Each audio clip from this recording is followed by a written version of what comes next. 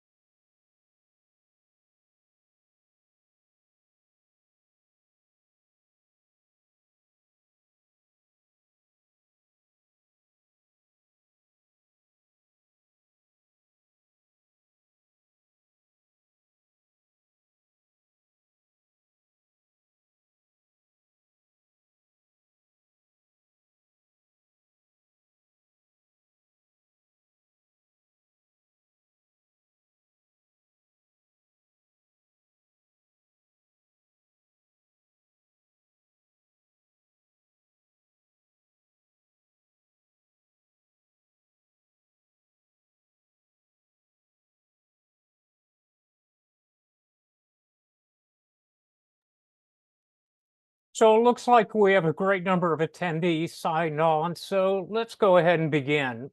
First and foremost, I just want to thank each and every one of you for your concession of time today. We are grateful and appreciative of your efforts.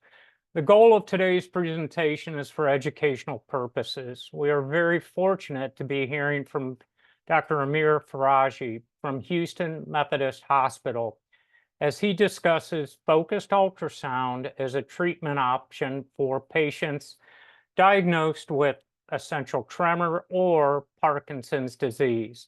As questions arise during the presentation, please utilize the Q&A button located on the bottom of your screen. We will have time at the conclusion of the presentation to answer the questions that are asked within. So please take the time to do so. Anything and everything is fair game, so please take advantage. I want to begin by introducing you to today's presenter. Dr. Amir Faraji is a board-certified neurosurgeon in Houston, Texas, at the Houston Methodist Hospital. He received his medical and doctorate degrees from the University of Pittsburgh and undergraduate degree from the University of Florida. He completed residency and an enfolded fellowship in stereotactic and functional neurosurgery and epilepsy surgery at the University of Pittsburgh Medical Center. He also completed a second fellowship in peripheral nerve surgery at the Washington University in St. Louis and Barnes Jewish Hospital. Dr. Faraji specializes in epilepsy surgery, peripheral nerve surgery, and stereotactic and functional neurosurgery, and is experienced in neuromodulation, i.e. deep brain stimulation, brain tumor surgery, peripheral nerve disorders, radiosurgery, MR-guided focused ultrasound, along with gene and cell therapy.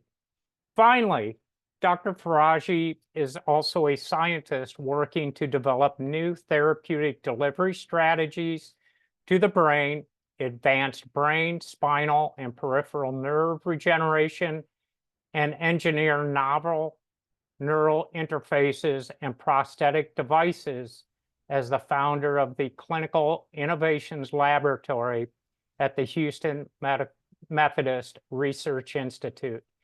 He is involved in numerous clinical trials in the neurogeneration and neuromodulation. Suffice to say, a wealth of knowledge, and we are very pleased to have him present to you today. So Dr. Faraji, thank you on behalf of everybody tuned in. and the floor is yours. Well, again, thanks, Dave. I appreciate your time and to everybody on the call, but also for that generous introduction. I mean, my mom used to always joke that if you're a specialist in everything, are you really a specialist at all? Well, hopefully over the next hour or so, I'll show that I'm a specialist in movement disorder surgery and procedures. But really, I want to highlight focus ultrasound. So let me pull up my slides for you so we can discuss this. 1 second. Okay. So again, the goal today is to talk about focused ultrasound and really the pathway from dependence to independence in terms of tremor control, both in terms of essential tremor or an action tremor, as well as a resting tremor or the Parkinson's disease tremor or symptoms associated with it. I'm fortunate to practice at Houston Methodist Hospital. A little bit about myself, as Dave said, I'm not going to rehash the whole thing, but I grew up in Florida. I was born and raised there. I moved to Pennsylvania in 2005 and did the majority of my training there, as well as in St. Louis at Washington University in St. Louis. And now at Methodist, I'm the director of functional neurosurgery. Was the guy who brought the focus ultrasound down to Houston Methodist Hospital. And ultimately, I have a strong passion in helping patients with movement disorders. I'll show this at the end of the talk today too, but at the bottom right side of the slide is a contact information, QR code, a direct website, and information to have questions answered or scheduled or what have you. I'm always available and always happy to help. But again, Houston Methodist is an awesome facility.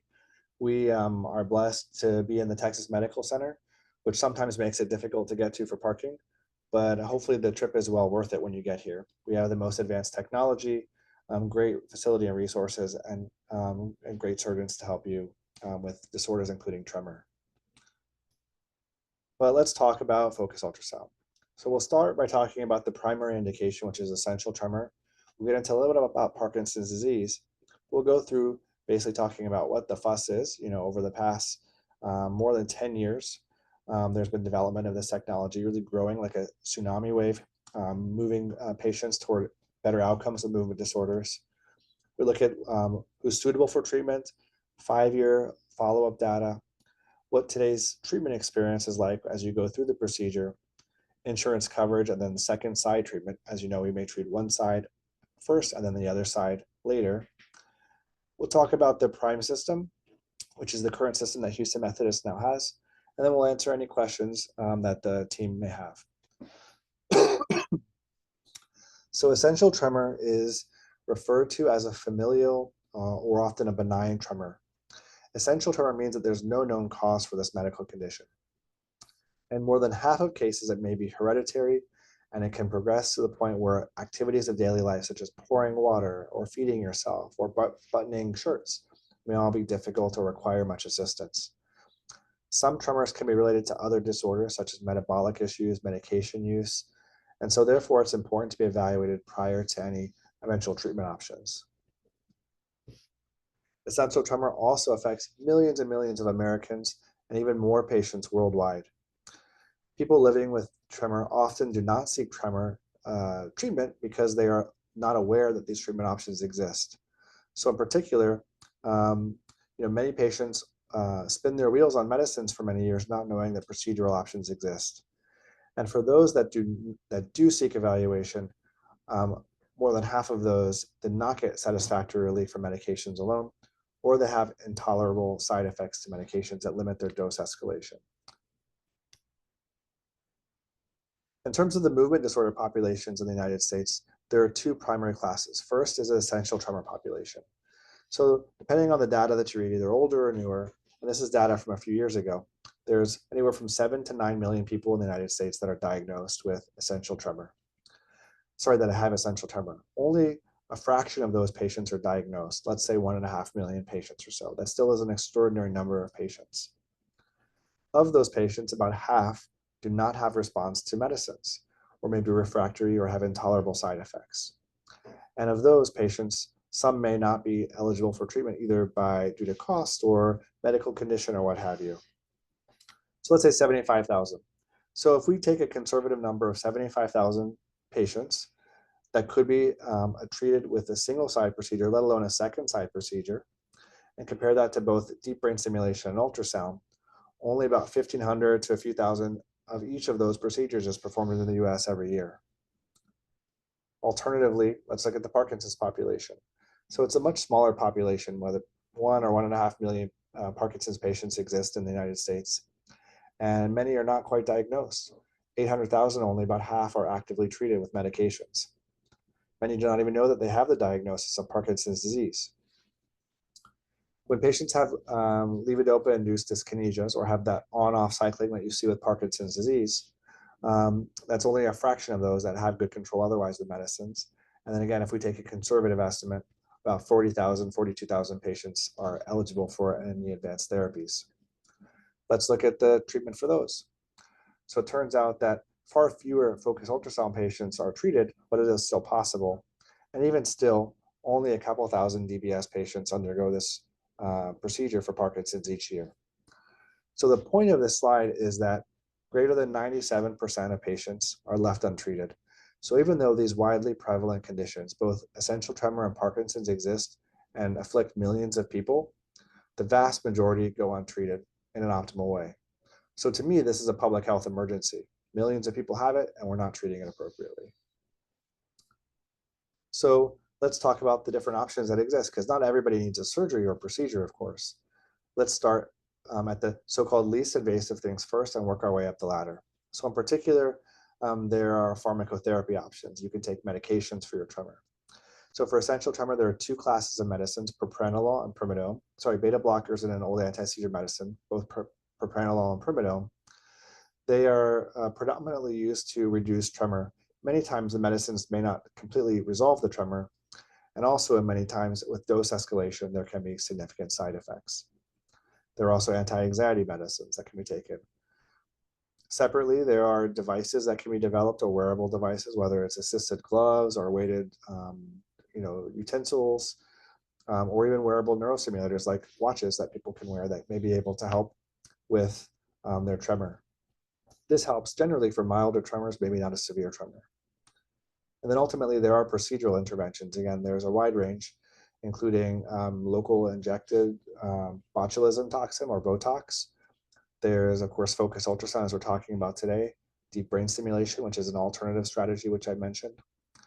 There's a old tried and true procedure. So instead of non-invasively performing a thalamotomy, you can put an electrode into the brain and heat the tip and create a focused thalamotomy with that, or with focused radiation with gamma knife as an example. So there are various flavors of invasive or procedural interventions for patients, and there are nuances to each. So I plugged this into, I showed this at the last talk I gave. I plugged this into ChatGPT, like just make a picture for focused ultrasound, right? I'm using AI, and this is sort of what it looked like. You plant a target in the brain, you put a skull cap on with a water bath, you focus sound waves into the brain. Obviously, this is not exactly what the treatment looks like. The patients are usually awake instead of asleep. But nonetheless, it was kind of an interesting picture. So what's the fuss with this? What is the motivation to speak about this or to log on to a call on a Wednesday afternoon? Well, it turns out that there are decades of development behind focused ultrasound technology. This started greater than almost 20 or 15 years ago or so, 20 years ago, with 25 years ago, excuse me, with Insight Tech being founded, and the first treatments with an intact skull in 2005. FDA approval was obtained in 2016, almost a decade ago. And then there was nationwide Medicare coverage, which is a large indicator that this is a widely adoptable policy or procedure. There was treatment dominant Parkinson's disease approval, and then finally treatment of the globus pallidus for Parkinson's disease only a couple years later. Currently, we're accumulating long-term data from this technology, this treatment option, and we have good 5 and longer year data showing its efficacy. So there's more than 20 years of treatment milestones with this technology. This is a new technology, but it is with established principles. This sort of explains this, and good picture again, 20 years in the making. This is showing the MRI itself, the treatment platform, the transducer, and the head holder. A patient will go into the MRI scanner and we'll get real-time imaging, and we will use thermometry to map out the temperature heat that we see as we deliver the ultrasound energy. We plan standardized coordinates and deliver steerable energy to, number one, look for side effects, but of course, number two, to resolve tremor. We do not use radiation. We use MR energy and ultrasound waves. So the power of focused ultrasound is that we can improve tremor. You can see before and after treatment many times in patients an improvement in their tremor. It may not be 100%, but certainly it is life-changing. And so the sound waves are directed from a helmet-shaped device with no incisions. We focus each sound wave and converge them on a single point to disrupt the abnormal circuits involved in tremor. The target of essential tremor is the VIM nucleus of the thalamus, which is the same target essentially as with deep brain stimulation to perform this surgical thalamotomy. Many patients have immediate tremor benefit that is lasting, as I'll show in a few minutes, with minimal complications. So who's suitable for focused ultrasound? Well, you must, number one, have a diagnosis of essential tremor or tremor-dominant Parkinson's disease. You should be an adult, obviously 22 years or older for essential tremor, 30 years or older for Parkinson's. Usually younger patients are not treated or even diagnosed, frankly, with those two conditions in the majority of times. You should be able to undergo the procedure with minimal medications or sedation so that you can be awake and tested during the procedure so that, again, we can evaluate for tremor control as well as the prevention of side effects. You should be able to communicate during the procedure similarly. Any sensations or abnormal changes that may happen. You must be able to fit in the MRI scanner, to not be claustrophobic, or at least in a controlled way, manage the claustrophobia, but also be able to activate the stop sonication button. There are some contraindications for MRI. So in particular, you should have a acceptable skull density ratio, which is a measure of how dense or how hard your skull is to allow the sound waves to pass through. And you should not have any MRI incompatible implants, whether it's a pacemaker or a spinal stimulator or a pump or what have you. And that's evaluated, of course, before you even get the screening MRI scan. I want to show Mitchell's story. Mitchell will explain it better than I will. So just watch this for a minute or two here.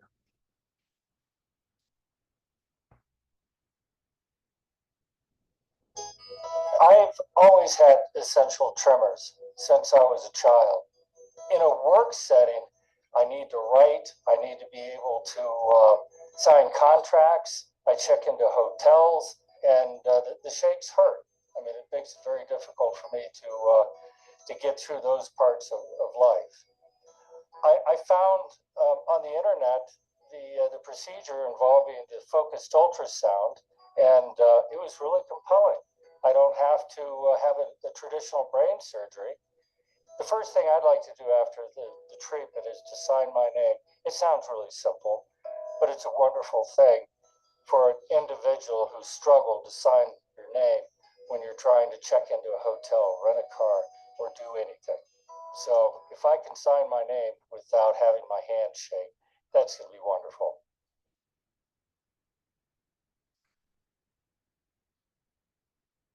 So it turns out that Mitchell's story is not unique, right? More than 22,000 patients as of last year have been treated with focused ultrasound, and the number keeps rising annually.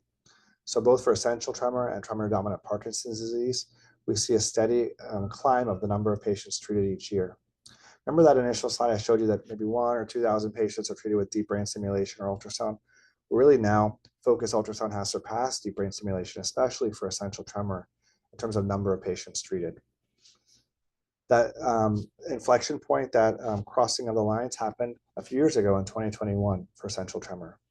And if you look even the year after that in 2022, there were more than 66,000 patient inquiries about focused ultrasound through digital campaigns. So patients are asking for this intervention, and the outcomes are speaking for themselves.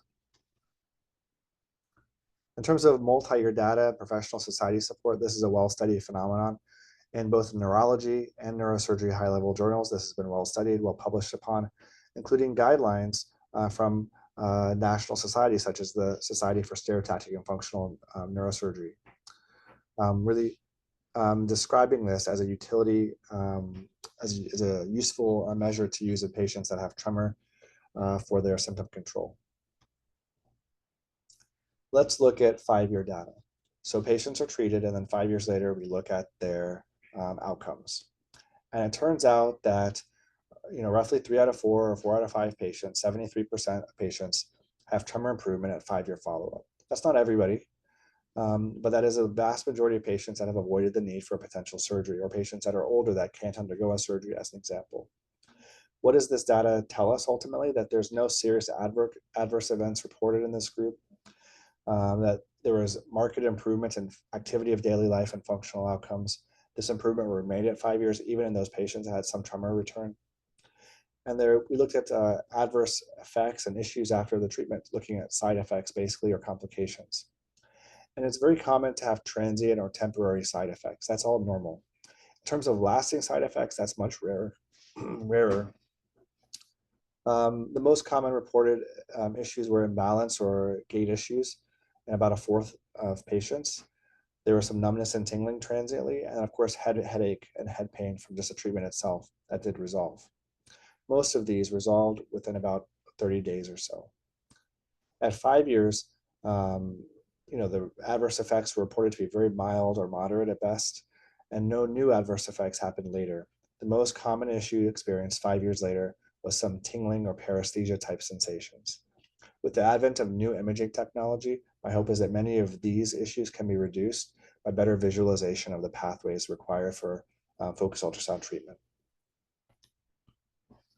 Again, this is a cartoon showing the treatment day and the way that it works. During the treatment, you will lay down on the treatment bed inside the MRI scanner. The medical team will be in the control room, and you will be conscious and able to communicate with them.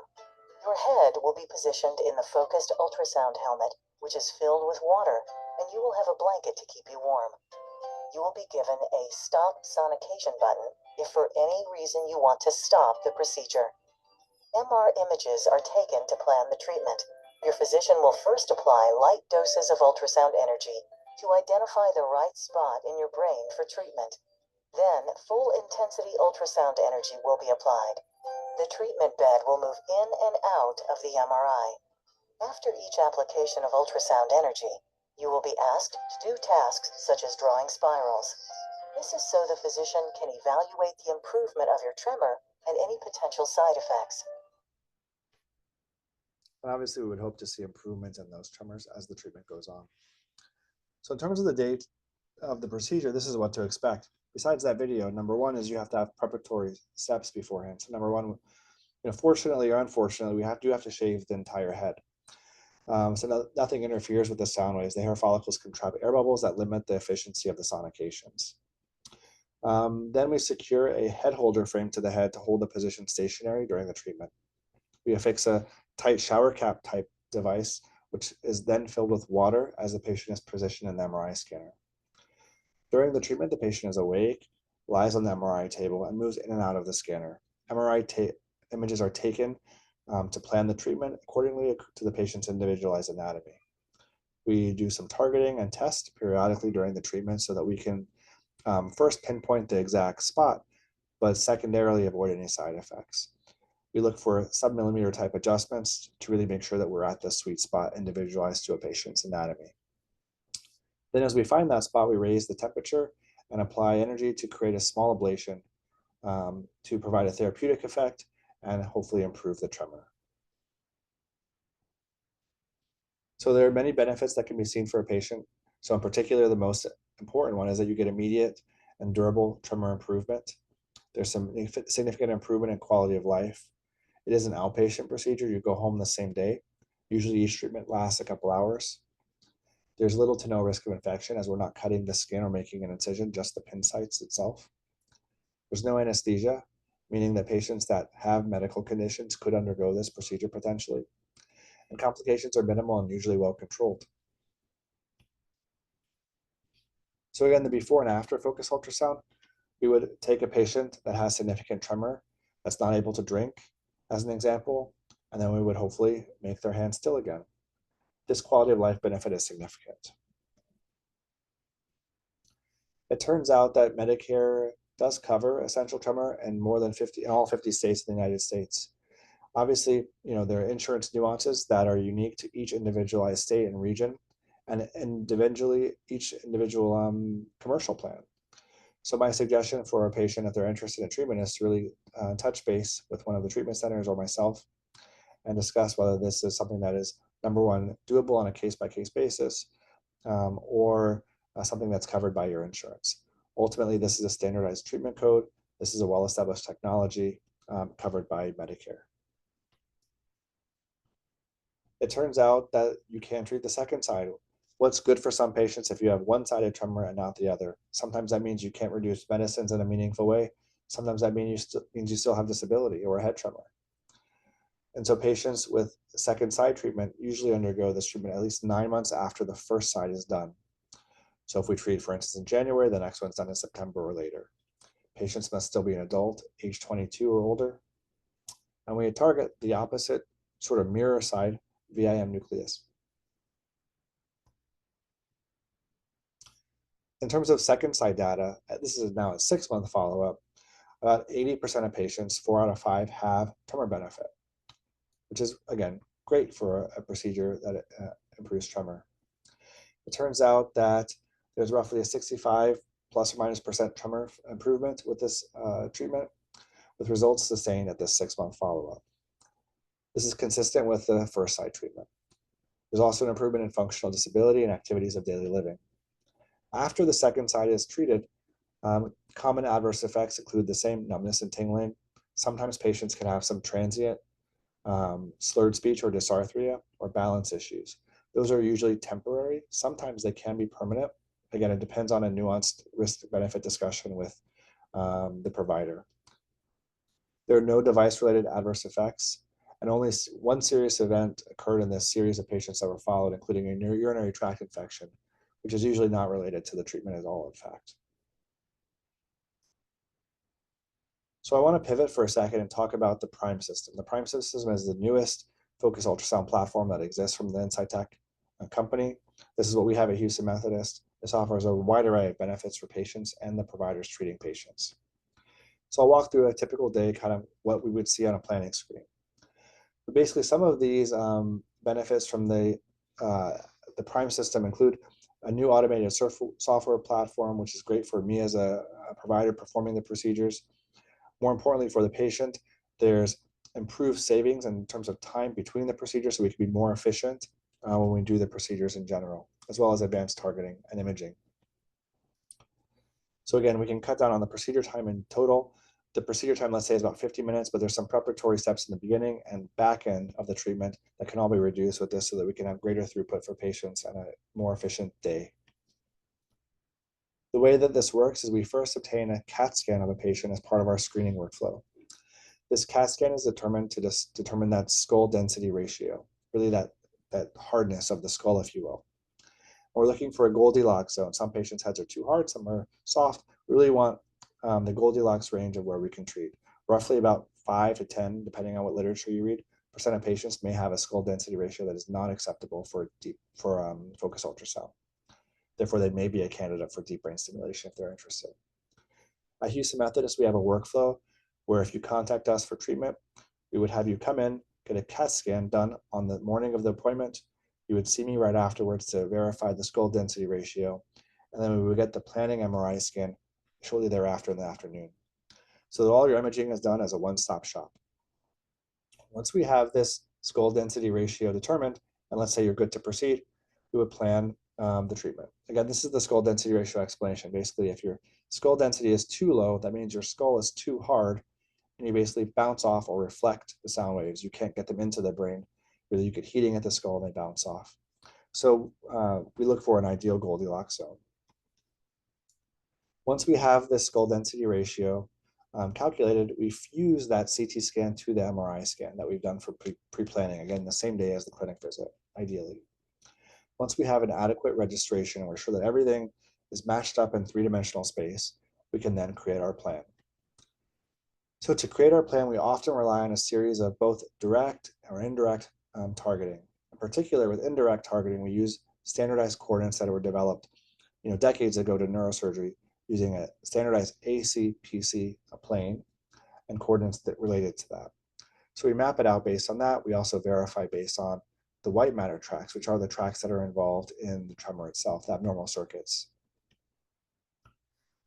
This is these little colored spots that are right next to that red target that in this picture, those are those tracks. When we have those tracks defined and the target defined, we update and adjust the transducer, the helmet that's basically over the head, and center it really over the target. Then we go in and out of the scanner to perform the treatment. First, again, this is a cartoon. You've seen it a couple of times. As you're awake as you go into the scanner, we apply low-level energy to create light heating events of the target. And so we focus on the planned target. This is showing one of those low temperature heating events. This allows us to create a reversible lesion and also test. Let's say there was a side effect. Well, we move the lesion, we move the new target a little to the front as an example, and apply the heat. When we're satisfied that there's no issue, then we raise the temperature and create our final ablation. This may take one or a few sessions to create that final ablation, but ultimately we do that with the safety of monitoring the patient's examination. When this is done, patient comes out of the MRI scanner, we take the frame off, and they go home. This is showing how we monitor the temperature rises in the MRI scanner in real time on the software platform. Really, we can see the contoured shape of the MRI thermometry to really define our lesion and verify that it's in the accurate spot. This is generally the shape, usually a small sphere or a small blob related to the lesion that we're creating. Ultimately, we can overlay and verify the white matter tracks, again, looking at those tracks and how they go up and down through the brain to supply the tremor circuit. We want to make sure that we're in the right tremor circuit as we perform our ablation. So we're able to do that on the software platform as well. And then we can turn off those overlays and see ultimately the tremor itself, the lesion itself as we've created it. I'll show that in a second.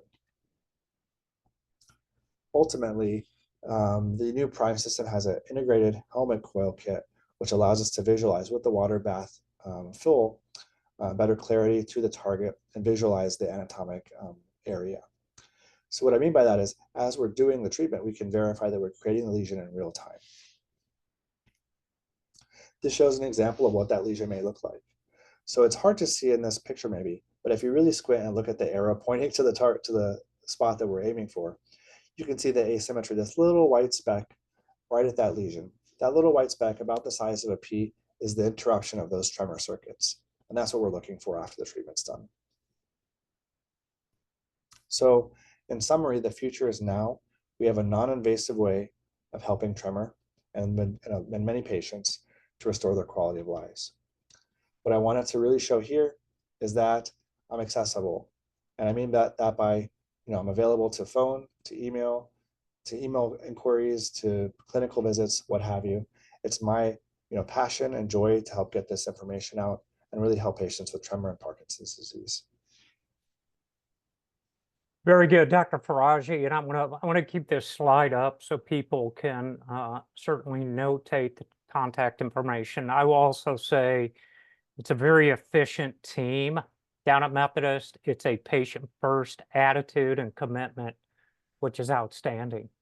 I want to encourage everybody again with the Q&A. We've got time remaining here between now and roughly 6 p.m. Central Time. And we've got questions already in the queue, but I do want to encourage anything and everything, like mentioned at the outset, is fair. Chances are the question you have is the same question somebody else has, so please pose those. So here we go. First off, Dr. Faraji,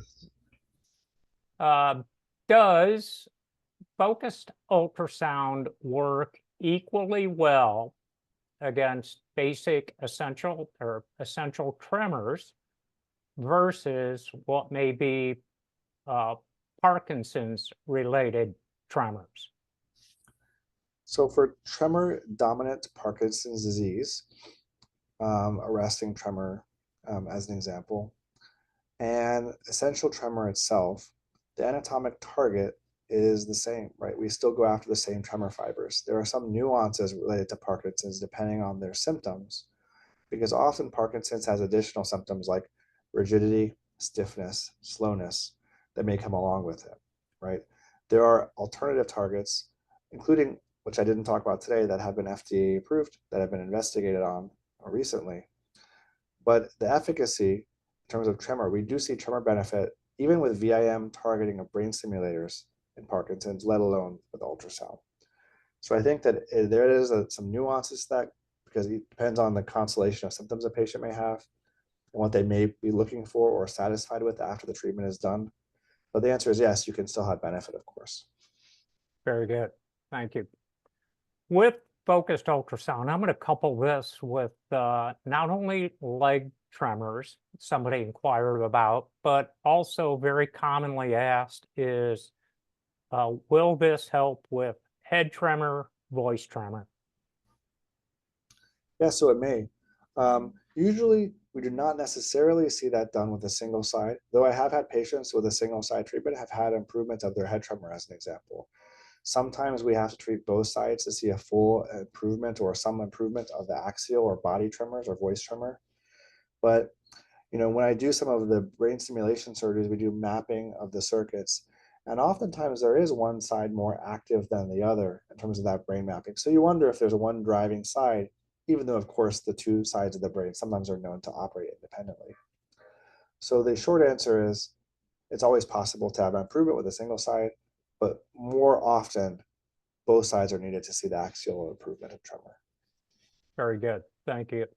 Specific to deep brain stimulation, is that the only answer for conditions of walking, gait, balance type problems?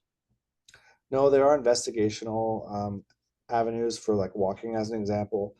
People are investigating spinal stimulation as an example that can be done. That's being studied in clinical trials.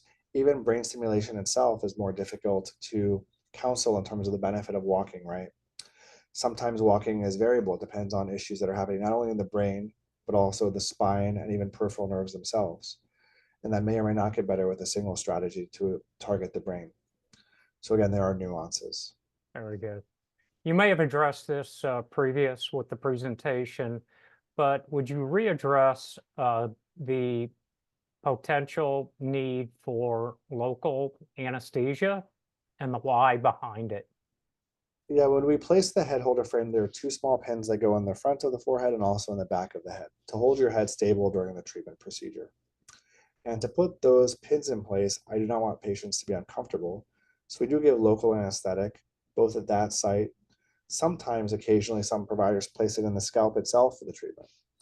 But the point of all of this is that we want to make this as comfortable as possible to place this. Here at Methodist, we also give IV medicines to help reduce pain. And generally, most patients are able to tolerate this without an issue.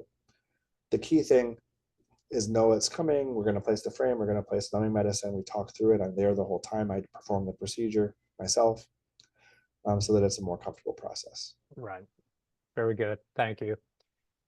Specific to talking about doing both sides at one given time, what may be the FDA's position on this? Can you address that for our audience? Well, I'll let the FDA comment on their own position, but basically, when you treat both sides at the same time, there's a higher risk of side effects, in particular language or balance issues that can happen afterwards. And so it's really important that when you're treating, you treat one side separated by the 9 months to avoid those worsened side effects, basically. Very good. Thank you. Speaking about Parkinson's disease, is there any concern or advantage of attempting to do focused ultrasound first and what may be DBS down the road, or skipping focused ultrasound altogether and just simply going with DBS? That's a loaded question. Yeah, I mean, and again, I hate to keep saying it, but it's a very personalized discussion, right? And I have these conversations all the time in clinic. For some patients that are more open to having a deep brain stimulator device, great, let's put it in. It's established. We know that it's going to impact the circuitry, et cetera. You have to obviously be an acceptable surgical risk. But there are some patients that don't want to have an implanted device for many reasons, and I understand those reasons. And so then their choices are medicines or nothing, frankly, right? And in those patients, you don't have to make a choice. There's always a third option, which is you can perform a lesion with ultrasound technology. Again, the place that you make the ultrasound lesion is variable depending on the symptoms. And so that requires a nuanced conversation. Ultimately, this is done unilaterally again, not on both sides of the brain. So it is possible to have Parkinson's symptoms on the other side. Usually Parkinson's, while it may be a bilateral disease, starts in full force more terribly, if you will, or more symptomatically on a single side. We would address that side first, similar to the essential tremor. Very good. Thank you. This is kind of going back and reflecting on what you had addressed earlier with other conditions, head tremor, voice tremor, leg tremor. What about finger dexterity? And to follow that is, when an individual does have focused ultrasound, will their applicable meds be totally eliminated post-treatment? Finger dexterity is difficult to answer, right? I'm not sure exactly how that would get better. It is possible that it can get better though, right? If the dexterity is because of a tremor, then it would improve. But if it's because of things like in Parkinson's, rigidity or stiffness, if we're aiming at one target versus another, that may not, right? There are some nuances to that. In terms of medicine reduction, usually to see a full effect in terms of tremor reduction, you would have to treat both sides. If the tremor is bilateral, if it really is a unilateral tremor and we treat it and the tremor goes away, well, then of course you may reduce the primidone or propranolol. Usually those medicines are not medicines you stop immediately or suddenly. They are medicines that you would wean off of under the coordination of a neurologist or provider. Thank you. Question posed. I was diagnosed with ET 3 years ago and am taking propranolol to help control it. I had a stroke at the left side of the basal ganglia 6 months ago. Would this disqualify me from having focused ultrasound? So I've had patients like this come to see me. It does not disqualify you, but the circuitry has already been affected by a stroke, and creating a secondary lesion nearby could have effects where there's difficulty in predicting the response, frankly. And so my suggestion to those patients, talking with our neurologists here at Methodist, would be to consider procedures like deep brain stimulation for the sole reason that it can be adjusted and removed if it doesn't work. Very good. Thank you. Can you speak to the genetics of contracting essential tremor? My mother has ET. Will I also be subjected to it as a child, genetically, just discussing that piece? Yeah, I mean, more than half of essential tremor is sporadic. It's really a bad luck lottery, but there are some forms that can be inherited. As an example, my grandmother had tremor. Thankfully, I don't have tremor and my dad doesn't have tremor, right? But it's something that even myself as a surgeon, I worry about, right? So it can be inherited in some cases, the genetics. Really, if you come to me with a strong family history where your mom had it, your grandmother had it, your aunts have it, and now you have it, then yes, chances are your kids may have it too. But if there's not that strong family history, then you may not contract tremor. And that's the goal too, is, being able to predict, but also being able to treat thereafter. Very good. Thank you. Is focused ultrasound permanent, or is there a risk that my tremor could recur down the road? Yeah, so when I deliver the energy into the brain with the ultrasound, I cannot take it back. So yes, it's permanent in that respect. It's a one direction application of energy. But in terms of the tremor benefit, as I showed for 5-year data, that at least 3 out of 4 patients had lasting tremor benefit. In those patients where their tremor returned, then there are 2 paths again. You could either go through a brain stimulation surgery procedure, or you could be retreated with ultrasound. Many patients prefer to be retreated with ultrasound. You can imagine, maybe they just needed to do a little bit more lesioning, or a little bit larger lesion, or apply a little bit more temperature, or move the target just slightly to get that full tremor benefit. And those are the things we try doing when we do second time treatments. Very good. couple more questions. And again, out to the audience, we do have roughly 10 more minutes remaining. So if you do want to pose anything additional, now is the time to do it.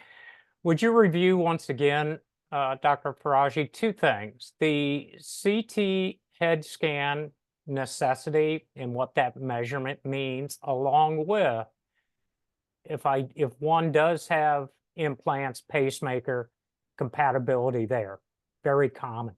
Yeah. So the CT scan is a screening tool that determines the shape and characteristics of the skull.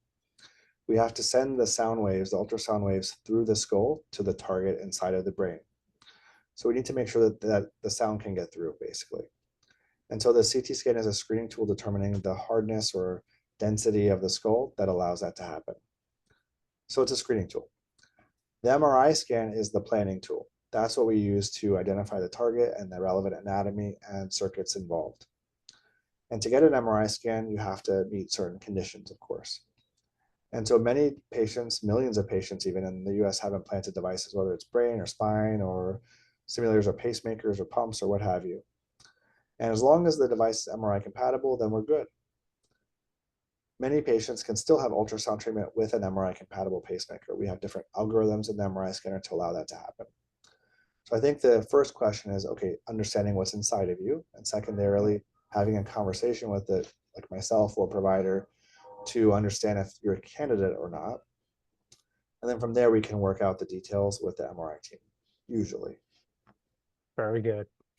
Here's a very common question. Post-treatment, we must have golfers out there in the crowd. Post-treatment, am I able to go back to normal and daily activities? And what are the precautions that you present to patients? Yeah, no, that's the goal of all this, is to give your life back, right? Like, I want you to be active. Remember, the first few days or weeks after the treatment, it's possible to have some transient swelling. As we apply the energy, the brain has the ablation, then it swells, and then it comes back down again usually. In that period, as the swelling happens, it's possible to have those transient side effects or balance issues. So sure, you can go out and swing the golf club if you're doing fine. But ordinarily, I would advise patients to take it easy and wait for at least the first week or two after the treatment's done. I guess I'll pick a treatment in the worst time of year, if that makes sense. Yeah. Thank you. Okay, finally, and I'm hopeful this is a correct pronunciation, my Rotary pamphlet says not to stop all at once, yet the procedure requires to be completely off for 48 hours. Is that dangerous to stop that long? Yeah, the Rytary medicine is a longer acting version of the levodopa medicine used in Parkinson's disease. And it is possible to stop the medicine short term for a single, like missing a single dose or 2 doses for a treatment. So that is okay to do. We do that for brain stimulation surgery. Rytary is in a more extended release form. After we're done with the procedure, patients do resume that medicine shortly thereafter. Right. And you address the same thing, just with medication in general. They are not going to go cold turkey. They may taper off, but that is really a discussion back to their neurologist. Yeah. So it was brought up. So that is it with questions. Again, I want to direct folks to the contact information for Dr. Faraji as far as follow-up and follow-through. They will certainly take care of you. I want to thank all of you today that participated. We are genuinely and sincerely appreciative, as well, our presenter. So Dr. Faraji, thank you very much. You too, with concession of time, personally, professionally, we are indebted. So with that, I'm going to bid everybody a good evening and have a great rest of the week. Thanks, everyone. Have a good night. Thank you all.